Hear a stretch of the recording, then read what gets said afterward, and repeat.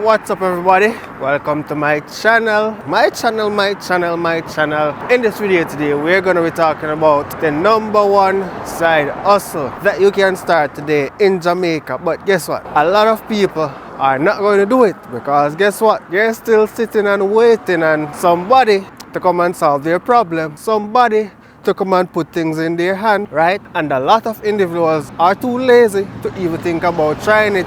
So I'm going to be talking about the #1 side hustle that you can start today with, say, less than 20,000 Jamaican dollars, and depending on where you live, may not even need any money, right? And guys, look here. Today is the first in like 3-4 years I'm drinking a energy drink. Like, I haven't drunk one in so many years. I hope I don't turn a monster in this video, you know. I hope not. So back to where I was. These days, if you go online and search for side hustle ideas, all you're going to see is YouTube, TikTok, create a digital product, create an ebook, go on Canva, create a planner, all stuff in the digital world.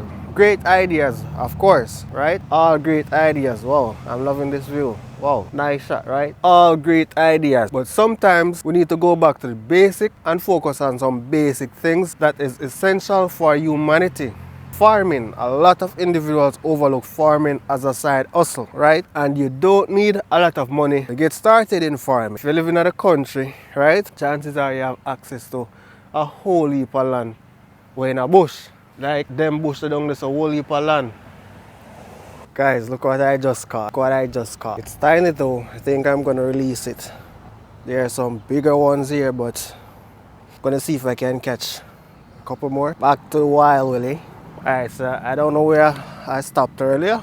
But I was saying, farming is a side hustle. Like, it shouldn't even be a side hustle, it's a main hustle that a lot of individuals are overlooking, and it can be an excellent source of income, right? Because these days, like, individuals would say they don't know how, like, back in the days, our great-grandparents or grandparents had like 13-14 kids and were still able to survive. But today things seems a bit harder, right? But guess what was happening then compared to now? Then a lot of individuals were farming and they could use that to sustain their family, right? So they had the land, they would reap from the farm, take that produce to the market, and that's how they would sustain themselves and their family, right? Today, a lot of young people are not doing that. Everybody just want this nice, pretty corporate office job. Sometimes doesn't make any sense because that's all we're taught our lives growing up. Go to school, go get a good corporate job and work until you're dead or you retire.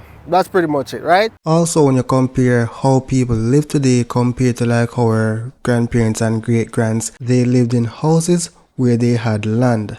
Now today when you look at what young people are doing, most of them are purchasing a house with only a garage space. They can't provide any form of food for themselves. They literally have to rely on the system. So if they need a banana, they have to purchase it. If they need a breadfruit, they have to purchase it. If they need some oranges, they have to purchase it because they have nowhere to produce food for themselves.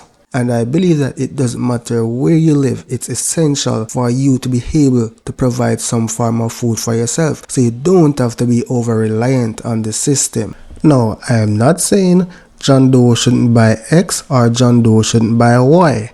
Everybody have their own preferences, but I'm just saying. But yet still, we overlook things like farming. The reason why I'm doing this video is that because I got distracted. I saw a fish and I was wondering what species was it. They look pretty strange though, they are very small, but I guess the bigger ones are in hiding, right? Now the reason why I'm doing this video today is because I have a younger brother, is about 22, right? He recently applied for a job which he advertised as you can earn about 35k in a week. But he went on the job for a day, literally a day. And while he was there working, like I guess you can calculate how much you would earn by the end of the day. And he was saying that he put in a lot of work. And by the end of the day, like, he was only able to make $2.5 for the day. Now, when you deduct all the expenses, basically, you would just be working to pay taxi fare, right? And pay lunch.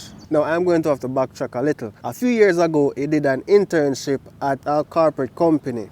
From that internship, he took the little extra that he could, save it, and bought maybe 2 pigs. Today, those pigs are able to pay his tuition, right? UTech tuition, because he was insisting that he wasn't going to take any student loan. And he did what he had to do. Now he took that little stipend, invested it into farming by rearing animals, right? And now that little stipend that wasn't able to do much has now multiplied so much he's able to pay his tuition with it, right?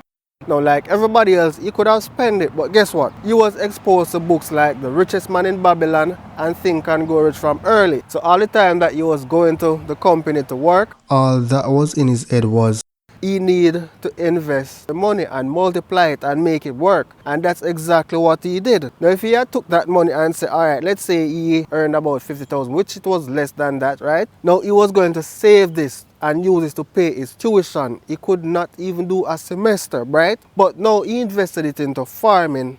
I know that money is being multiplied constantly, right? So instead of saving, he took it, invested it, and now that money, that little bit of money that a lot of people complain about is worth, I'm not going to say the value, but it has been multiplied significantly. So now let's go back to the job which he got a couple days ago, and literally he left the job within a day because he said this doesn't make any sense, and he told the people that he's not coming back. He's going to use that day pay and invest it, and that's exactly what he did, because he did the math for himself and said, boy, if I was to come here, work, pay tax here, then all of this doesn't make any sense. It's better I stay home unemployed. And I'm saying this to say that sometimes you have to know exactly when you need to stay home than be out there struggling in the system. So you have to learn to utilize the resources that you already have and use it to sustain yourself. This is also why it is important that you have assets and you are also debt free, or if you do have debt, it is debt that is paying for itself. So when you position yourself like this, the system will always be optional.